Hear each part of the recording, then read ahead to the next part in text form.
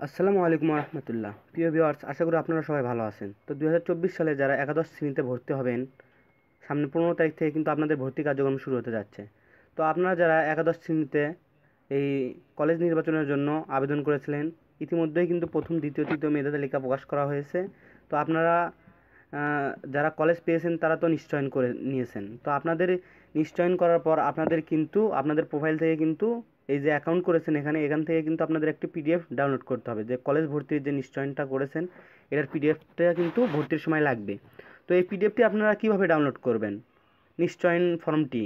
তো এটা ডাউনলোড করার জন্য আপনাদের এই ওয়েবসাইটে আসতে হবে, এই একাদশ শ্রেণীর স্মার্ট ভর্তি সিস্টেমে এই ওয়েবসাইটে আসতে হবে।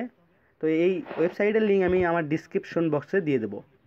তো এখানে আসার পর আপনারা এই লগ ইনে ক্লিক করবেন। করার পর আপনাদের ইডু আইডি পাসওয়ার্ড দিয়ে লগ ইন করবেন।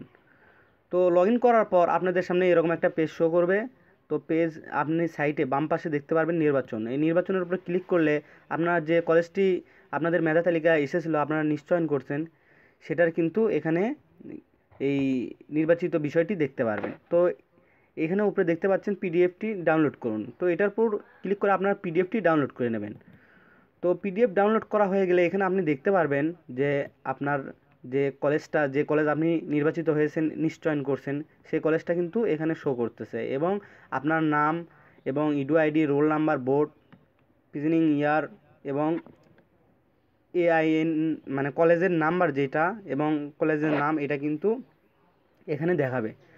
তো সিম্পলি আপনারা এটা কোনো কম্পিউটার দোকানে গিয়ে এটা কিন্তু আপনার প্রিন্ট করে নেবেন। এটা কিন্তু ভর্তির সময় আপনাদের লাগবে। তো আপনারা চাইলে আপনাদের ফোন থেকে এই সহজ উপায়ে আপনারা কিন্তু পিডিএফটি ডাউনলোড করতে পারেন। তো আজকের ভিডিওটি এই পর্যন্তই। ভিডিওটি যাদের ভালো লেগেছে অবশ্যই লাইক, কমেন্ট, শেয়ার করবেন এবং চ্যানেলটি সাবস্ক্রাইব করবেন। ধন্যবাদ।